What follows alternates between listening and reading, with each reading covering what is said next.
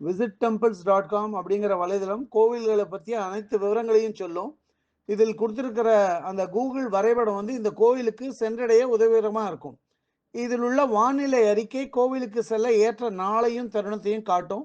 அதே மாதிரி இதில் இருக்கிற யூடியூப் லிங்கை பார்த்தா கோவிலை நேரடியாக பார்த்த திருப்தியும் இருக்கும், நிறைய விவரங்களையும் தெரிஞ்சுக்கலாம். இன்னைக்கு visittemples.com மூலிமா தமிழ்நாட்டில் ஸ்ரீபெரும்புதூர் பக்கத்தில் உள்ள சிவந்தாங்கல் அப்படிங்கிற இடத்துல இருக்கிற ஸ்ரீ பூதபுரீஸ்வரர் கோயிலை பற்றி தெரிஞ்சுக்க போகிறோம். இந்த கோவிலோட முழு பேர் ஸ்ரீ புத்தாத்தம்மன் சமேத ஸ்ரீ பூதபுரீஸ்வரர் கோவில். இந்த கோவிலுக்கு ராஜகோபுரம் மதிர்ச்சுவர் எதுவும் கிடையாது. சிவந்தாங்கல்ல உள்ள இந்த பூதபுரீஸ்வரர் கோயிலில் முதல்ல ஒரு நெய்வேத்திய பீடம், அதாவது பலிபீடம் இருக்கு. அதுக்கு அடுத்தது ஒரு துவஜஸ்தம்பம், அதாவது கொடிமரம். அதுக்கு அடுத்து ஒரு 4 கால் மண்டபத்தில் நந்தி வாகனம். இவை அனைத்தும் மூலஸ்தானத்தை பார்த்த மாதிரி அமைச்சிருக்கான். இதை அடுத்து இந்த கோவிலில் பல தூண்களை கொண்ட ஒரு மண்டபம் இருக்கு, மூலஸ்தான மண்டபம். இந்த மண்டபத்தோட கோபுரத்தில் வந்து சிவன் பார்வதி கல்யாண கோலத்தில் காட்சியளிக்கிறார். சிவன் பார்வதியை தவிர மகாவிஷ்ணு, லக்ஷ்மி, சரஸ்வதி, நந்தீஸ்வரர், நாரதர் இவாள்லாம் அங்கேயே வந்து பார்க்க முடியும். பக்தர்கள் இந்த மூலஸ்தான மண்டபத்துக்கு சென்றடையணும் அப்படின்னா 3-4 படி மேலே ஏறி தான் போகணும். மூலஸ்தானத்தோட வாசல்ல கிழக்கு நோக்கி 2 துவாரபாலகர்கள் விக்கிரகத்தை பார்க்க முடியும். அதே மாதிரி மூலஸ்தானத்துக்கு முன்னாடி மேல் பக்கத்துல நடுவில் ஒரு சிவலிங்கமும், இந்த பக்கமும் அந்த பக்கமும் விநாயகர் மற்றும் முருகனோட விக்கிரகத்தை பார்க்கலாம். இந்த கோவிலோட மூலஸ்தானத்துல ஸ்ரீ பூதபுரீஸ்வரர் கிழக்கு நோக்கி சிவலிங்க வடிவமாக காட்சியளிக்கிறார். சிவலிங்க வடிவத்தில் நாகாபரணத்தோட அவரை பார்க்கறதுக்கு தெய்வீகமாகவும் கம்பீரமாகவும் தெரிகிறார். இங்கு ஸ்ரீ பூதபுரீஸ்வரராக காணப்படும் சிவலிங்கம் சுயம்பு சிவலிங்கமாக தான் கருதறா. ஏன்னா பல நூற்றாண்டுகளுக்கு முன்னாடி இந்த சிவலிங்கம் இங்க இருக்கிற விவசாய நிலத்துல வந்து கிடைச்சது. விவசாய நிலத்திலேருந்து எடுத்து தான் இந்த கோயில் கட்டினான். இந்த கோவில் வந்து 1500 ஆண்டுகள் முன்னாடி பூத கணங்களால் கட்டப்பட்டது அப்படின்னு ஒரு நம்பிக்கை இருக்கு. அதனால இந்த கோவில்ல வந்து எந்த சுவாமிக்கு முன்னாடியும் பூதபுரி அப்படின்னு ஒரு அடைமொழியோட தான் அழைக்கப்படுறார். மூலவரான ஸ்ரீ பூதபுரீஸ்வரர் கோஷ்டத்தை சுற்றி கணபதி, தட்சிணாமூர்த்தி, மகாவிஷ்ணு, பிரம்மா, துர்கை மற்றும் சண்டிகேஸ்வரரோட விக்கிரகங்களை பார்க்கலாம். இந்த கோயிலில் அம்பாளோட பேர் வந்து ஸ்ரீ புத்தாத்தம்மன். புத்தாத்தம்மனுக்கு தனியா தெற்கு நோக்கிய ஒரு சன்னதி இருக்கு. புத்தாத்தம்மன் சன்னதி வாசல்ல 2 துவார பாலகிகள் விக்கிரகத்தை பார்க்க முடியும். இந்த கோயிலோட அம்பாளான ஸ்ரீ புத்தாத்தம்மன் அம்பாள் தன்னுடைய தெற்கு நோக்கிய சன்னதியில அமர்ந்த கோலத்துல காணப்படுறா. இங்க இருக்கிற புத்தாத்தம்மன் அம்பாள் ரொம்ப விசேஷம், பிற கோயில்கள்ல இருந்து மாறுபடுறா. எப்படி அப்படின்னா, பிற கோயில்கள்ல அம்பாள் தெற்கு நோக்கியோ கிழக்கு நோக்கியோ நின்ற கோலத்துல காட்சியளிப்பா. ஆனா இங்க ஸ்ரீ புத்தாத்தம்மன் அம்பாள் தெற்கு நோக்கி அமர்ந்த கோலத்துல தான் காட்சியளிக்கிறார்.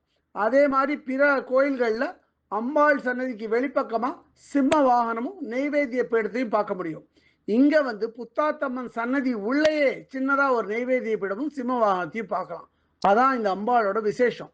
அம்பாள் சன்னதியோட கோஷ்டத்துல இச்சாசக்தி, கிரியாசக்தி, ஞான சக்தி விக்கிரகங்களை பார்க்க முடியும். ஸ்ரீ புத்தாத்தம்மன் சன்னதி பக்கத்திலேயே மற்றொரு தெற்கு நோக்கிய ஒரு சன்னதியை பார்க்கலாம். இந்த சன்னதி வந்து ஸ்ரீ பூதபுரி ஸ்ரீ சிவகாமி உடனுரை நடராஜரோட சன்னதி. இந்த சன்னதி உள்ளேயே உற்சவமூர்த்தி விக்கிரகங்களையும் வச்சிருக்கா.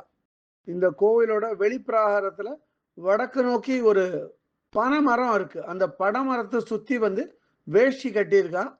அந்த பனைமரத்துக்கு கீழே ஒரு விக்கிரகம் இருக்கு. அந்த விக்கிரகம் வந்து பனைமரத்து சித்தரோட விக்கிரகம். அதே மாதிரி இதுக்கு பக்கத்திலேயே வந்து கிழக்கு நோக்கிய ஒரு விக்கிரகம் இருக்கு. அவர் வந்து ஸ்ரீ பூதபுரி மகாவிஷ்ணு. வெளிப்பிராகாரத்துல வடக்கு நோக்கிய ஒரு சன்னதி. இந்த வடக்கு நோக்கிய சன்னதி வந்து 4வர் சன்னதி.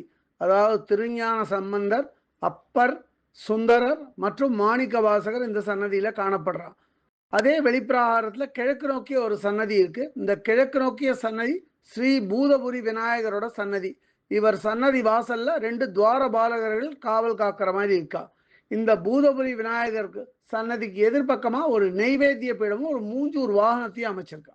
கோவிலோட வெளிப்பிராகாரத்துல கிழக்கு நோக்கிய மற்றொரு சன்னதியில பூதபுரி ஸ்ரீ முருகன் காணப்படுறார். பூதபுரி ஸ்ரீ முருகன் வள்ளி தேவசேனாவோட காணப்படுறார். இவரோட சன்னதிக்கு எதிர்பக்கத்துல ஒரு மயில் வாகனமும் ஒரு நெய்வேத்திய பீடமும் பார்க்க முடியும். இந்த பூதபுரி முருகனுக்கு துவார பாலகர்கள் கிடையாது. பூதபுரி விநாயகருக்கு துவார பாலகர்கள் இருக்கா. ஆனா பூதபுரி முருகனுக்கு துவார பாலகர்கள் இல்லை. அதுக்கு அடுத்து வெளிப்பிராகாரத்துல இருக்கிற கிழக்கு நோக்கிய சன்னதியில பூதபுரி ஐயப்ப சுவாமி காணப்படுறார். இதுக்கு பக்கத்திலேயே ஒரு வடக்கு நோக்கிய சன்னதி இருக்கு. அந்த வடக்கு நோக்கிய சன்னதியில ஸ்ரீ பூதபுரி கருப்பண்ண சுவாமி காணப்படுறார். அதற்கடுத்து வெளிப்பிரகாரத்துல தெற்கு நோக்கிய சன்னதி. இந்த தெற்கு நோக்கிய சன்னதி ஸ்ரீ பூதபுரி நாகாத்தம்மனோட சன்னதி. சன்னதி வாசல்ல ஒரு திரிசூலத்தையும் பார்க்க முடியும்.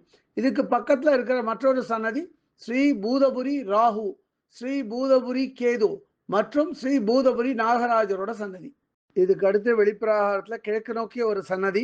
இந்த கிழக்கு நோக்கிய சன்னதியில ஸ்ரீ பூதபுரி கோவிந்தராஜ பெருமாள் காணப்படுறார். அவர் ஸ்ரீதேவி பூதேவியோட காட்சியளிக்கிறார். கோவிந்தராஜ பெருமாளுக்கு எதிர்பக்கமா அவரை பார்த்த மாதிரியே ஸ்ரீ கருடாழ்வார் மற்றும் ஒரு நெய்வேத்திய பீடத்தை பார்க்கலாம். இதுக்கு அடுத்து வெளிப்பிரகாரத்துல கிழக்கு நோக்கிய ஒரு சன்னதி இருக்கு. இந்த கிழக்கு நோக்கிய சன்னதியில பூதபுரி ஸ்ரீ வாராகி அம்மனை பார்க்க முடியும். இந்த வாராகி அம்மன் சன்னதி பக்கத்திலேயே தெற்கு நோக்கிய ஒரு சன்னதி. இந்த தெற்கு நோக்கிய சன்னதி வந்து ஸ்ரீ பூதபுரி ராமானுஜரோட சன்னதி. வெளிப்பிரகாரத்துல இருக்க ஒரு மேற்கு நோக்கிய சன்னதியில பூதபுரி ஸ்ரீ ஆஞ்சநேய சுவாமி நின்ற கோலத்துல காட்சியளிக்கிறார். அது பக்கத்திலேயே வந்து தெற்கு நோக்கிய ஒரு சன்னதி பூதபுரி ஸ்ரீ கால பைரவர் காட்சியளிக்கிறார். இந்த கோவிலோட நவகிரக சன்னதி தனியா இருக்கு, பிரமாதமா இருக்கு. ஒரு 4 கால் மண்டபத்துல ஒரு சதுர மேடை மேல நவகிரக சன்னதி அமைச்சிருக்கான். இந்த கோயில்ல விநாயகர் சன்னதி பக்கத்திலேயே சின்னதா ஒரு மேடை அமைச்சிருக்கா. அந்த மேடையில இந்த கோவிலோட சுப நிகழ்ச்சிகள்லாம் நடத்தலாம். அதே மாதிரி இந்த கோயில்ல எல்லா இடத்துலையும் விளக்கெல்லாம் ஏற்ற முடியாது. விளக்கு ஏற்றுறதுக்கு தனியா ஒரு லைட் ஸ்டாண்டே ஏற்பாடு பண்ணியிருக்கா. இந்த கோயிலுக்கு தனியா ஒரு தேர் இருக்கு. தேரை வந்து வெளிப்பக்கமா பத்திரப்படுத்தி வச்சிருக்கா. கோவிலுக்கு தனியா ஒரு கோஷாலாவும் இருக்கு. கோவிலோட ஸ்தல விருட்சம் மாமரமாகும். இந்த கோவிலோட வெளிப்பிரகாரத்துல தரைதளம் எல்லாம் கல்லு பதிச்சிருக்கா. ஆனா அந்த கல்லு பதிச்சது வந்து சரியா பதிக்காததுனால ஒவ்வொரு கல்லுக்கும் நடுவில் ஏகப்பட்ட இடைவெளி. அதனால இந்த கோவிலுக்கு மழை காலத்துல வரும் பக்தர்கள் டூ வீலர்லயோ கார்லயோ வரும்போது ஜாகிரதையா வரணும். வெளிப்பிரகாரத்துல பிரதட்சணம் போதும் ஜாகிரதையா பண்ணணும். இந்த கோயிலை பற்றிய இதர விவரங்கள் வேணும் அப்படின்னா www.visittemples.com அப்படிங்கிற வெப்சைட்டுக்கு போயிட்டு இந்த கோயிலை பற்றிய எல்லா விவரங்களையும் ஆங்கிலத்தில் வந்து படிக்கலாம். இல்லை பிற பாஷைகளில் வேணும்னா அதிலேயே மொழிபெயர்க்கிற வசதியும் இருக்குது. அப்படியே மொழிபெயர்த்து அவாவா பாஷைக்கு தகுந்த மாதிரி படிச்சுக்கலாம் அதை. இதுவரை இந்த காணொலியை கண்டும் கேட்டும் மகிழ்ந்த பக்தர்களுக்கு visit temples.com சார்பாக ராகவாச்சாரியின் நன்றிகள்.